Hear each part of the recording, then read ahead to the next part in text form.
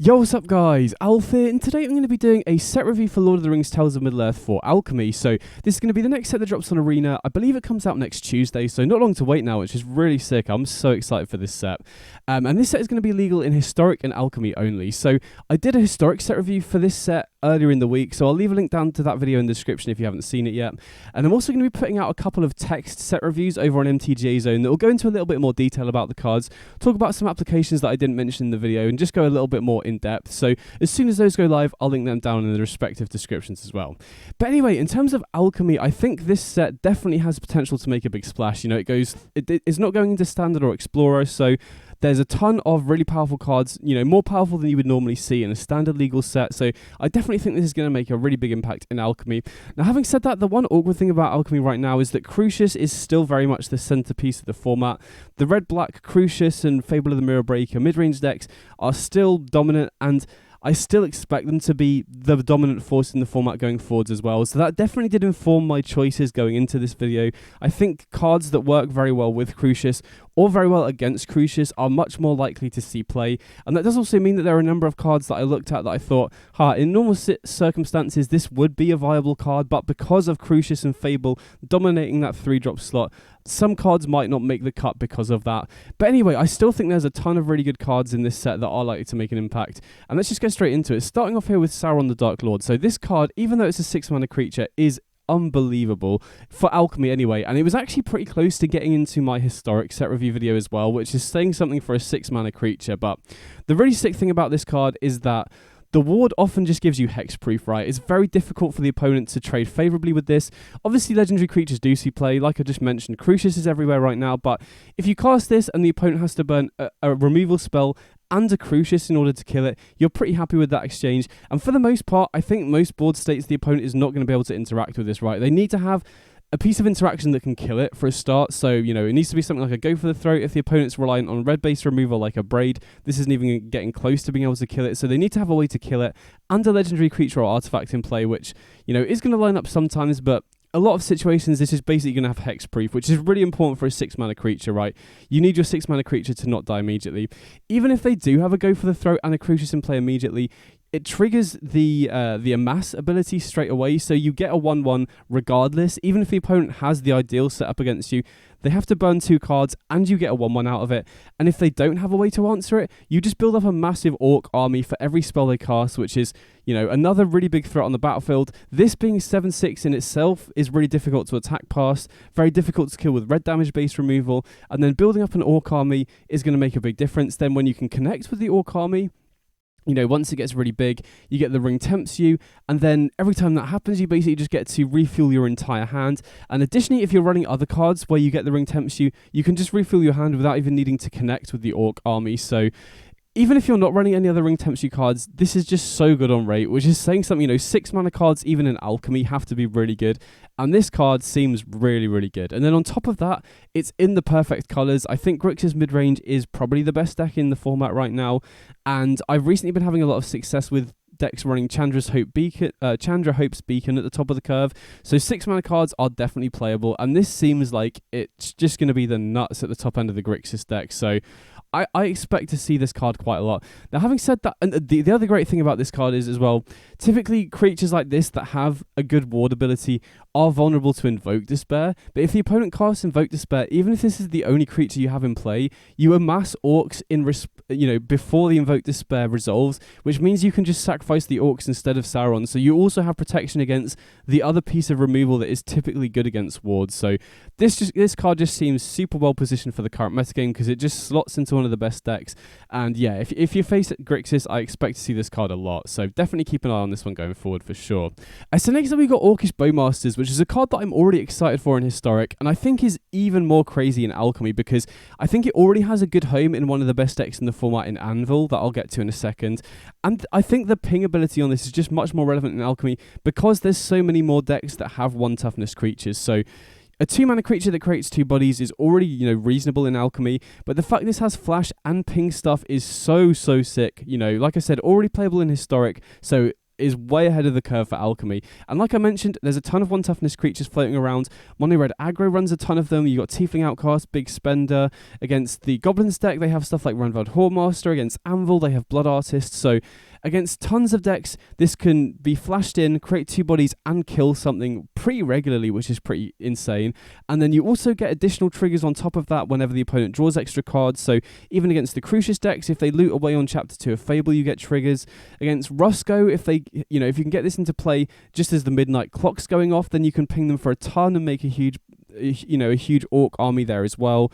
And then also this is so good on defense against the aggro decks as well.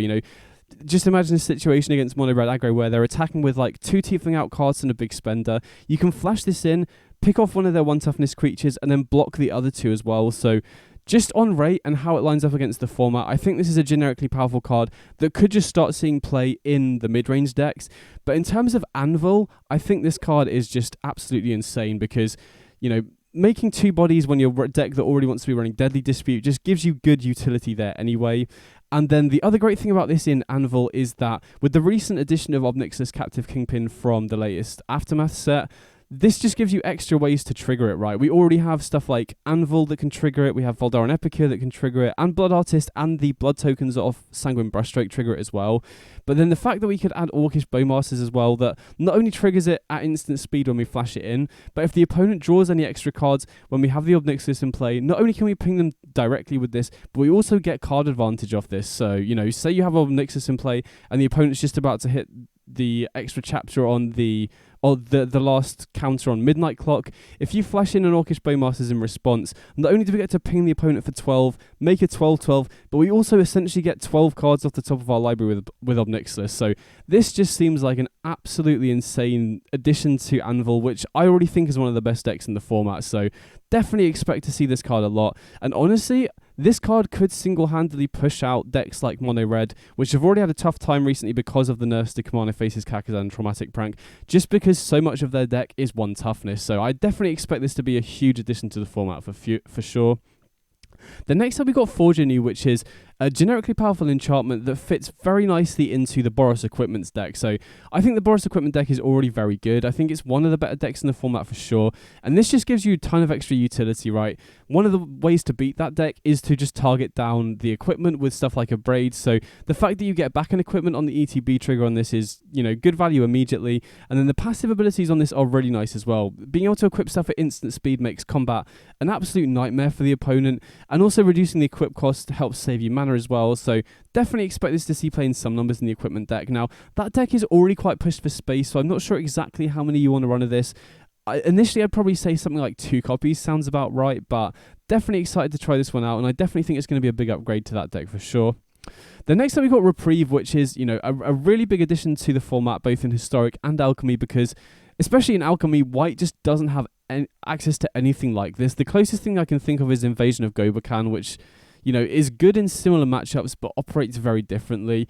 And this seems like a sick addition, especially in the sideboard of White decks. White aggressive decks, particularly something like a Mono White Humans, could be very interested in this, just as a way to, shut down the opponent's sweeper, for example. So against Grixis, for example, by far and away the best card against you is Brotherhood's End. And so getting on the board early, getting in for early damage, and then being able to just hold open 2 mana to counter and draw Brotherhood's End is often the tempo you need to just force through lethal. You could potentially even run this in a control deck. We recently got Change the Equation, which is reasonably well positioned in Alchemy, probably not as well positioned as it is in Historic, but having essentially a 2... it's not really a hard counter because it goes back to the opponent's hand, but this is a reasonable 2-mana counterspell, so we could potentially see Control make a resurgence. Now, having said that, I'm really not very optimistic about that because Control has generally been pushed out the format by the Crucius decks. Decks like Grixis midrange, Rakdos midrange are so good against the Control decks that I'm not sure this will be good enough to see a resurgence of it, but getting a 2-mana counterspell in White is a really big deal, and I definitely expect this one to see a lot of play, probably in the sideboard of White aggressive decks or White combo decks if any combos emerge from this set, but either way, definitely a big one, and I expect this one to see a lot of play, probably in sideboards rather than main decks. So next up we've got Moria Marauder, which is a really interesting addition to the Goblins deck in Alchemy, which again is another deck that I think is one of the best decks in the format, and I do feel like the 2-drop slot is kind of lacking. We do have the the Morale Sergeant, which I think is reasonable, but that's always felt like the card that I wanted to replace with something better. And I think Moria Marauder is very, very powerful. You know, I think it was a consideration in Historic, so again, shows you the general power level of it. And yeah, the fact that this has double strike, you can boost its power with Battlecry Goblin and Runveld Hordemaster to get in for even more damage, and it produces card advantage, which is something that Goblins have struggled with. I definitely expect this one to see playing Goblins for sure. Now, my current Goblins build is splashing black for Crucius, and I'm not sure you can get the mana to work for double red on turn 2 and having black on turn 3. I could be wrong about that. I'll definitely be testing it out to see how it works, but either way, even if that is the case, I think it's probably worth just going mono red to enable this, even if it does mean losing Crucius, because the main reason I was running Crucius in the first place was to give the deck consistency and card advantage, and this giving card advantage as well as early pressure seems really good. Now, my one concern about this card is that I do expect Bowmasters to be a really big role player in the format, and the fact that it does kill Marauder is a downside for sure, but I definitely think this is going to see playing Goblins and going to be a really nice addition for sure. The next up, we've got Delighted Halfling, which is a really big deal in Alchemy because it's the only 1-mana mana dork we have access to in the entire format right now, and 1-mana mana dorks can make a huge difference to the format. Now, even if this just taps for colourless, because it's the only dork in the format, I think it would make a big difference. But the fact it can tap for a mana of any colour to cast your legendary spells is really huge. Now, unfortunately, and kind of predictably, the first card that I thought about this alongside is Crucius, right? If you go Jund, you can go Halfling on turn 1, into Crucius on turn 2, which is really strong.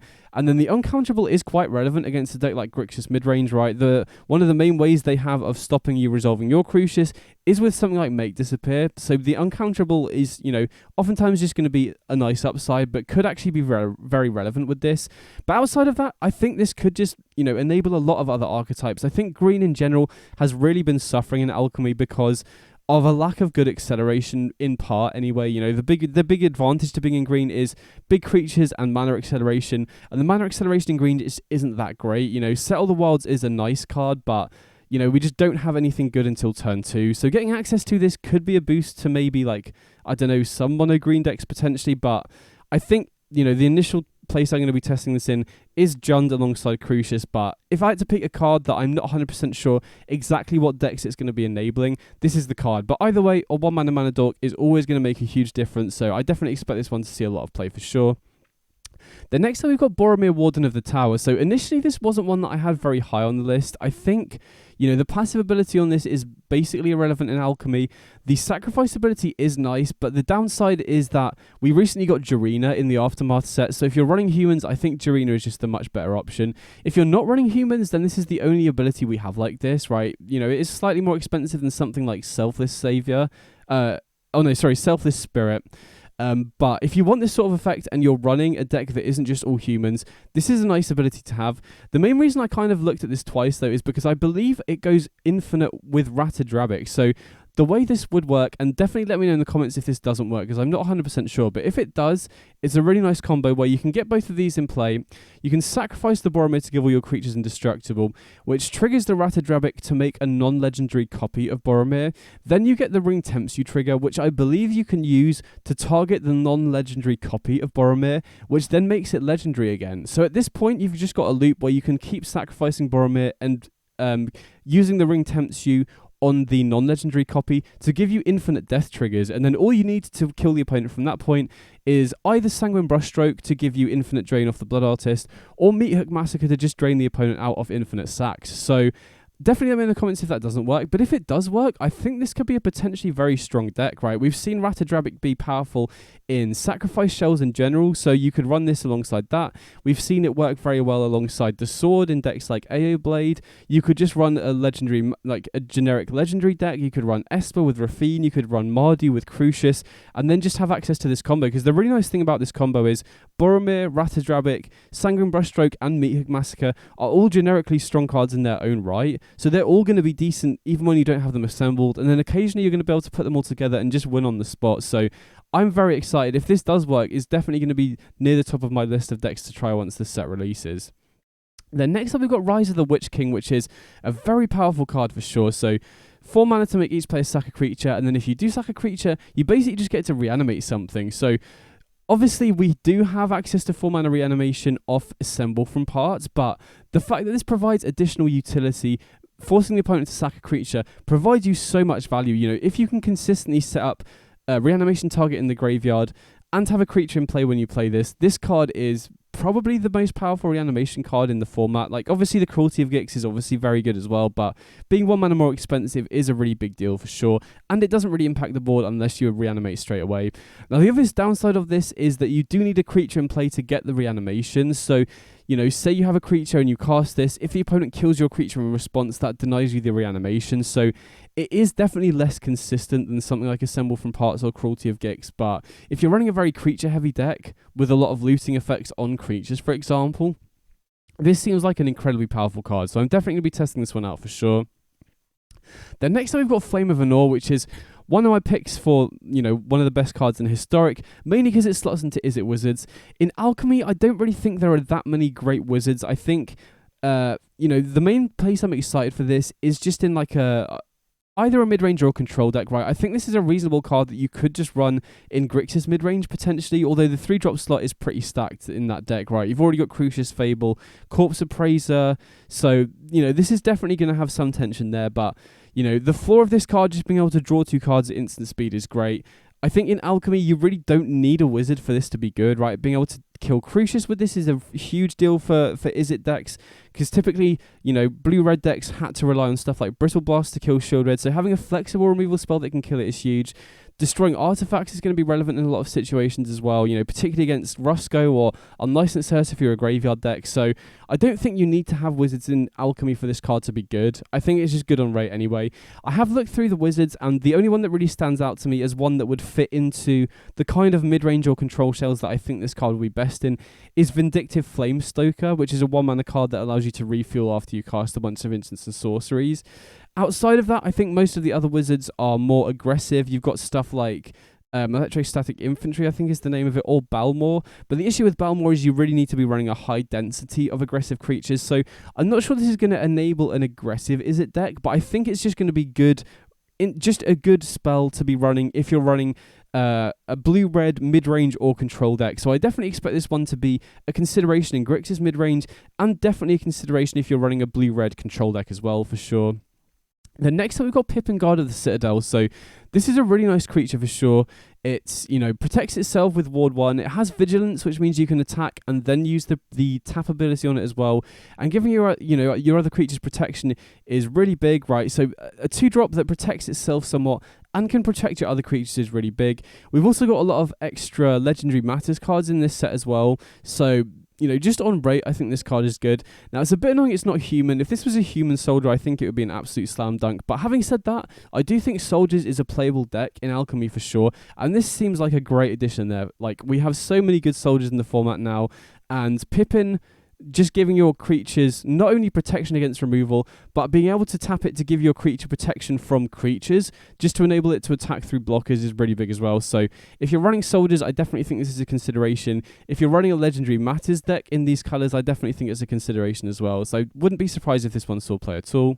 So next up, we've got the One Ring, which in Historic was mainly a card I was excited for in Khan the Great Creator decks in the sideboard as a tutor target. Although having thought about it more, I honestly wouldn't be all surprised if it does see play in some main decks there, but I definitely expect this one to be viable in Alchemy, because I think the protection it gives means it's actually pretty good when you're behind, which is a big deal, right? Cards that are good when you're behind are really at a premium, especially in a smaller card pool like Alchemy, because if you are facing down lethal, you can just cast this, give yourself protection from everything to buy yourself a turn.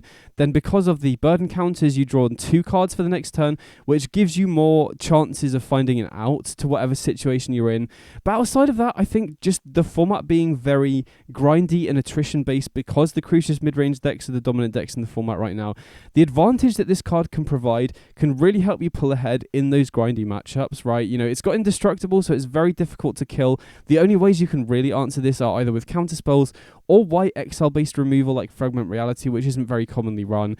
And in those grindy matchups, as long as you don't die from the 1 life that you get off this, you are just going to pull ahead on card advantage fairly easily. And then if you can get it in play alongside a Shieldred, you completely mitigate the drawback of the 1 life as well. So I could potentially see a red-black Crucius deck where you just have the One Ring and Shieldred as your only 4-drops, and then you can just discard a 3-drop, name Ambitious, get one of them, then discard a 3-drop, name Ambitious, and get the other one, and then you've got a really sick card advantage set up there.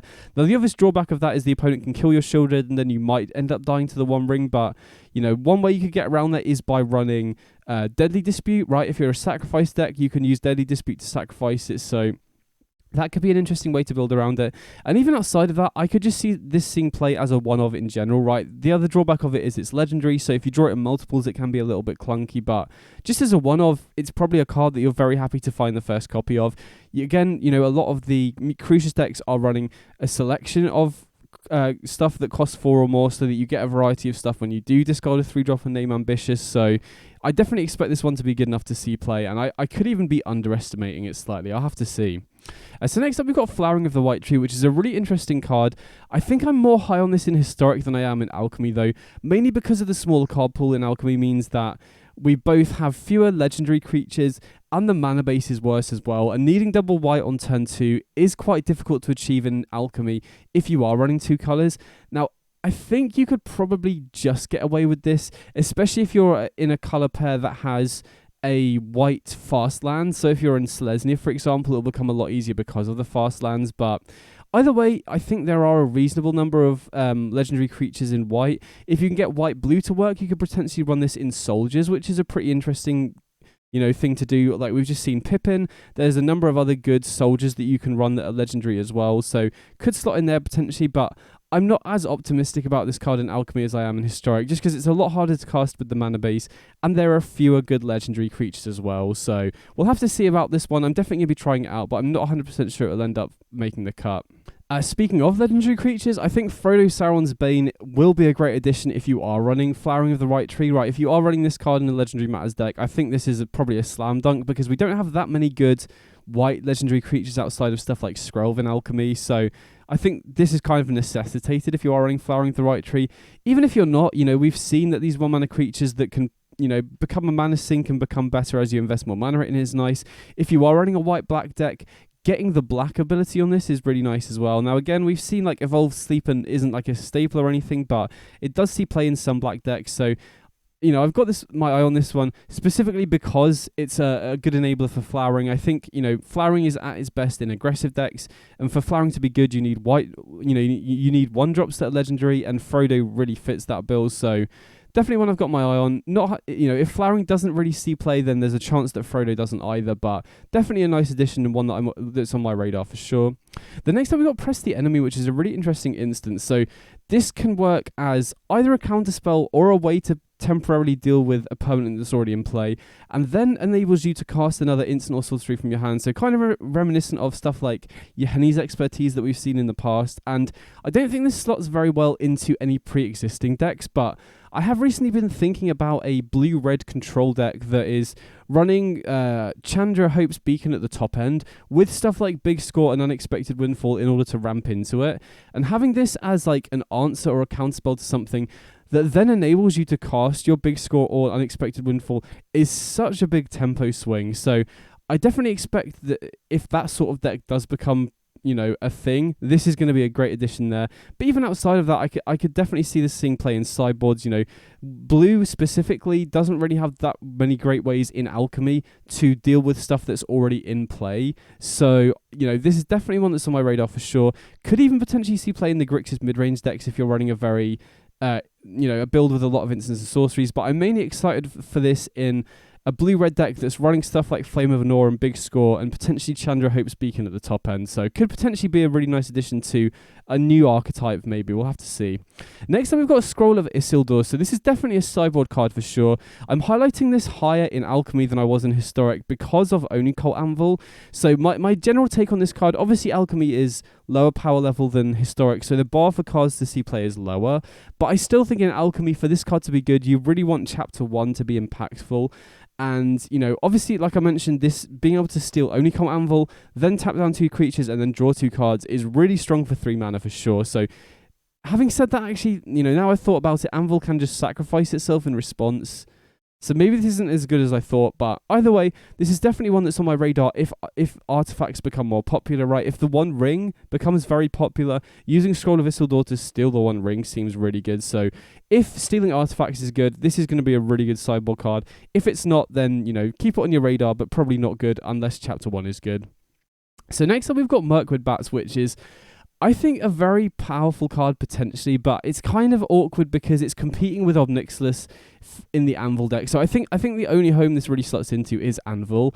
And at first glance, this might seem just like a draft common, right? But in Anvil, this can deal a lot of damage very quickly, you know, from treasure tokens, from Anvil tokens, from Sanguine Brushstroke blood tokens.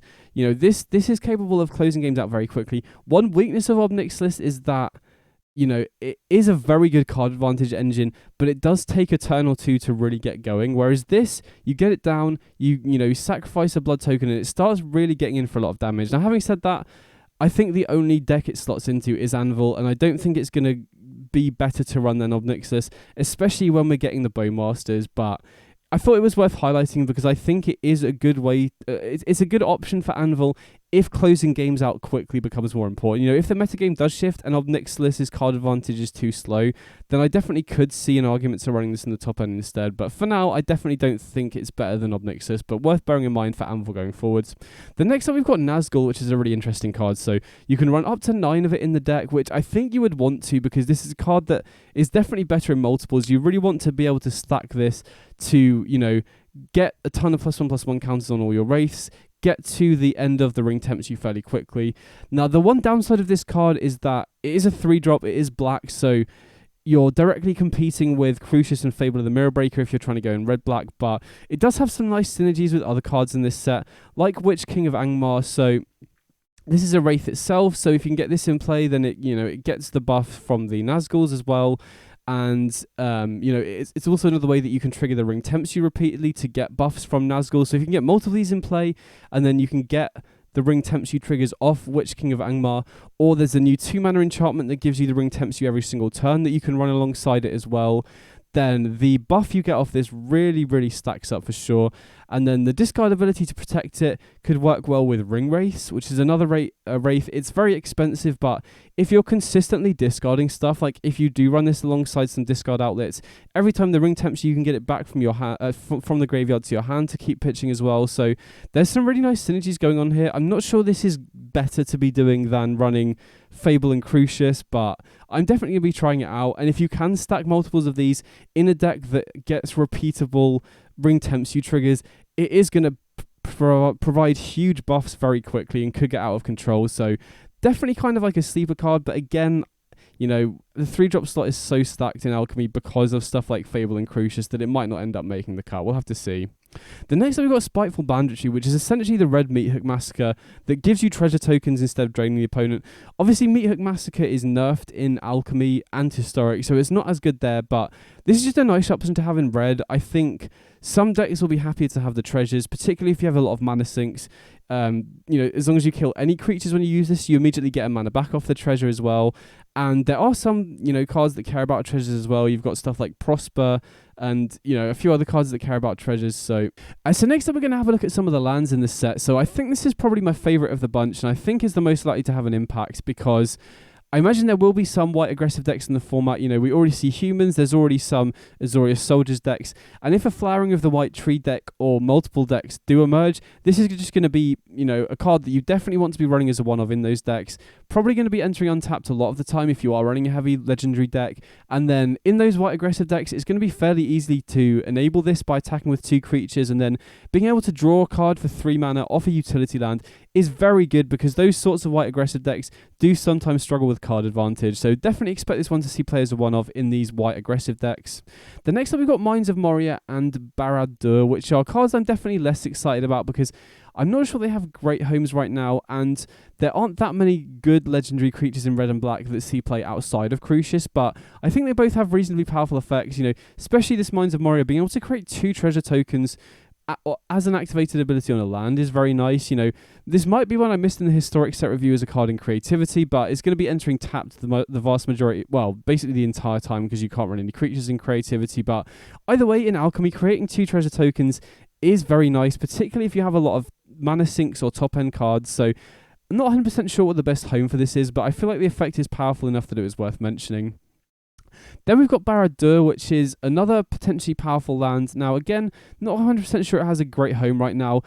Probably the most likely home would be in Anvil, potentially, right? Because, you know, you can very consistently enable the creature died this turn trigger to be able to amass orcs, but I've been really liking Mirrex in the Anvil decks as like a 2-of, and I think this is just less consistent than Mirrex for what that deck wants, so not 100% sure this has a great home yet either, but definitely one worth bearing in mind going forwards.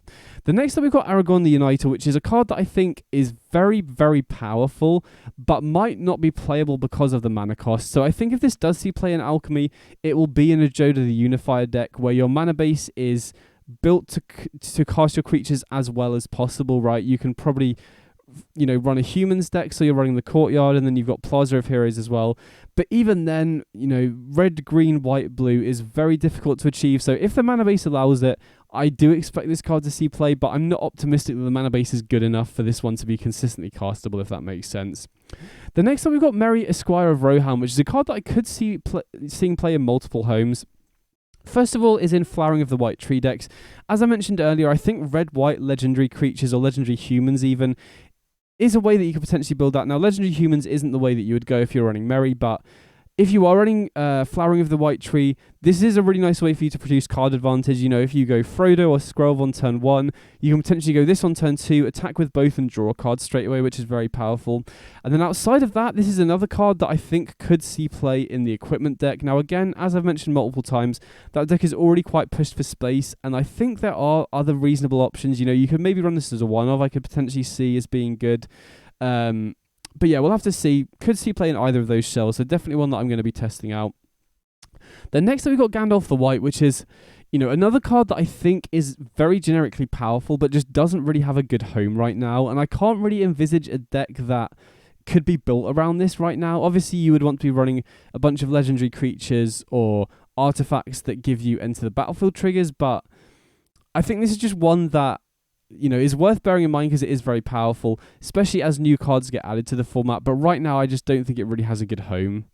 Next, we've got Stern Scolding, which is an interesting sideboard option for blue decks for sure. This does hit it is very good if you're running a blue deck and you want cards for the aggro matchups. Having said that, it is definitely a lot worse going second because it can't hit their 1-drops if you're on the draw. And compared to Historic, where there are a lot of cheap creatures, I do think this does miss a lot more than it hits. So I don't expect this to see play even in the sideboard straight away, but this is definitely one that is worth bearing in mind going forwards as the metagame shifts. If it does switch to a lot of cheap creatures, like if the format gets overrun with very fast aggro decks, if Crucius does eventually get nerfed, for example, then this is one worth bearing in mind, but I don't really expect this one to see play straight away. Then next we've got Fiery Inscription, which is another card that I think is powerful but just doesn't really have a good home right now. As I mentioned earlier, I have been, toying with the idea of a blue-red spell-heavy deck with Chandrahope's Beacon, and this could be a potential payoff for being a spell-heavy deck. Now again, I'm not 100% sure what that deck would look like. I think you would want to be running more cheap instants and sorceries for this to be good, and I guess we do have a reasonable number of cantrips now, but I think this one is probably more likely to see play in Historic because of the higher density of cantrips there, and even then I don't expect it to see play. So again, this is one that I've got on my radar that I just don't think has a really good home yet. Speaking of another card that is good in a very instant or sorcery heavy deck, this is Gandalf's Sanction, which is, we've seen these sort of effects in the past, but being able to deal excess damage directly to the opponent is a really big deal on this card. And so if you are running a spell heavy deck, I definitely think this is worth running as like a 1 or 2 of that is a reasonably good card as a floor, right? Just being able to kill a creature once you've got some instants and sorceries in your graveyard is good.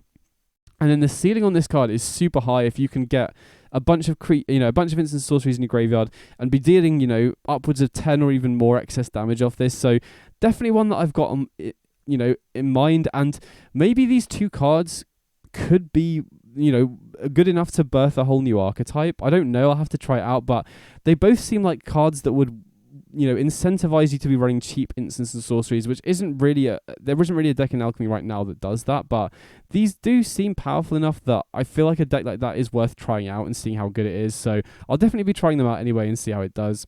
Then we've also got another card that could work very well in that sort of deck, and that is Glamdring, which provides first strike and +1/+0 for each instant or sorcery in your graveyard once it's equipped, so potentially provides a very big buff to one of your creatures, which is a big deal. And then if you do deal damage to a player, you get to cast instants or sorceries from your hand with mana value less than or equal to the damage. So I guess like the ceiling on this card is, you know, being able to cast stuff like Invoke Despair for free. But I think if you're running this, you're mainly just interested in getting the buff to force the damage through. Now, the awkward thing about this card is it is a big mana investment, right? The equipments deck is very good because it has a number of ways to cheat on the equip cost to get around that. Whereas this card you would want to be running in a very spell-heavy deck, which wouldn't provide any discounts for your equipment. Then you'd also be needing to be running creatures that you can equip. I think if you're running a lot of instances of sorceries, you're probably not going to be running that many creatures, which then would probably lead to situations where you draw the Glamdring and don't have a creature, or if the opponent has removal, they're likely to take out your creatures. So this is a card where the power level is there for sure, but I think in practice it's probably going to be a much more difficult card to fit into a deck that is consistent, if that makes sense.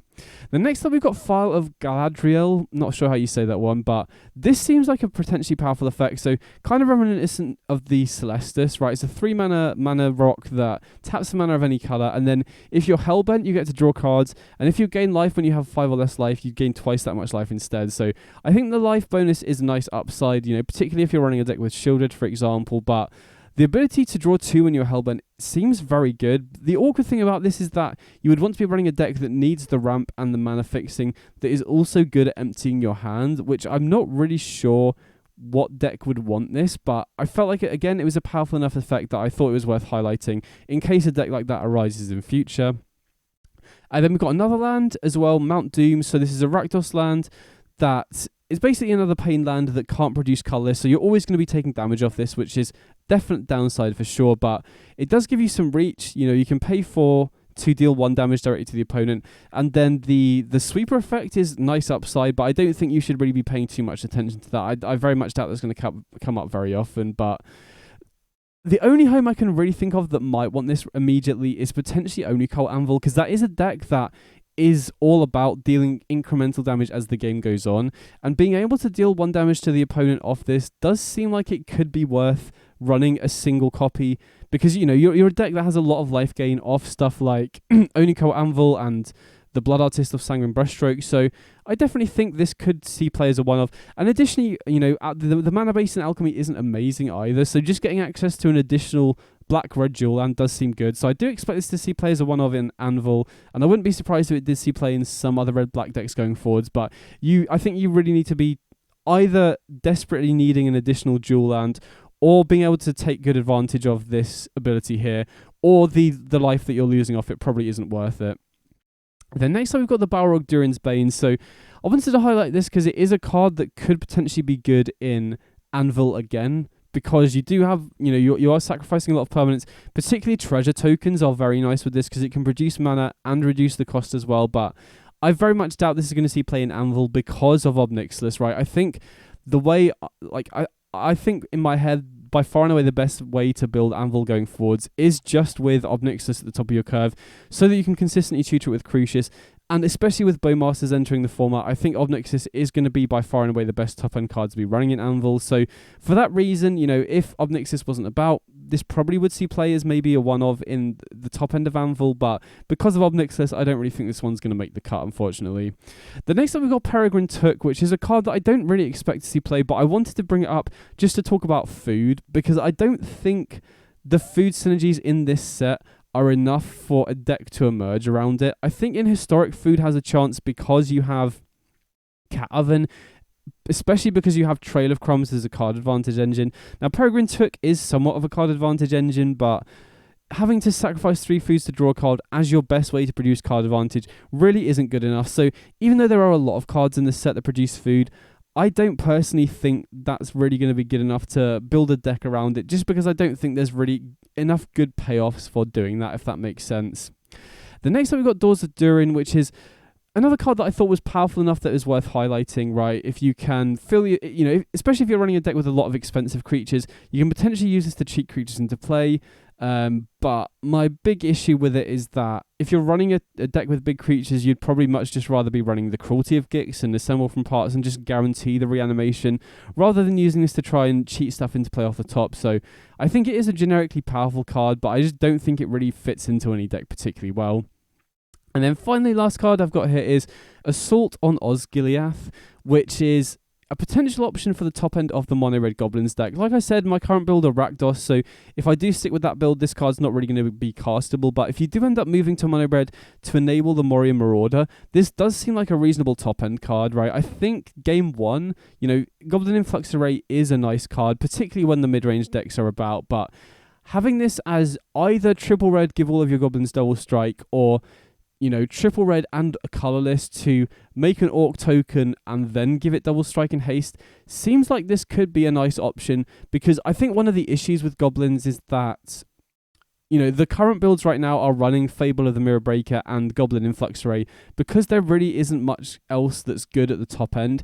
And if the metagame does keep evolving into these mid-range decks that keep trying to go bigger than each other and get a bit slower and clunkier, being able to run a Goblins deck that can just close out games quickly with this as like a top-end finisher does seem pretty appealing. So I'm definitely going to be trying this out at the top end of Goblins, and then you can still sideboard stuff like Goblin Influx Array as well if you wanted to. So those are all the cards I wanted to highlight. Like I said, I'm really excited for this set, especially in Alchemy where, you know, the relative power level of a lot of these cards is a lot higher than normal stuff that would get added to Alchemy. Again, I think Crucius is still going to be the centerpiece of the format, but I do think that there's enough new stuff coming in here that the format is going to look very different from how it is now.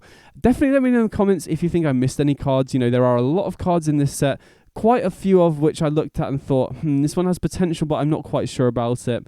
So definitely let me know in the comments if you think I've missed anything. And additionally, if you think I've missed any applications of the cards that I did talk about, definitely let me know in the comments as well. Either way, I'm super excited to get my hands on this set when it does drop. I've got a lot of ideas in both Historic and Alchemy, so hopefully once it drops, I'll be able to bring you some new decks pretty soon after it comes out. By the way, I hope you enjoyed the video, and I'll catch you all in the next one. Big up!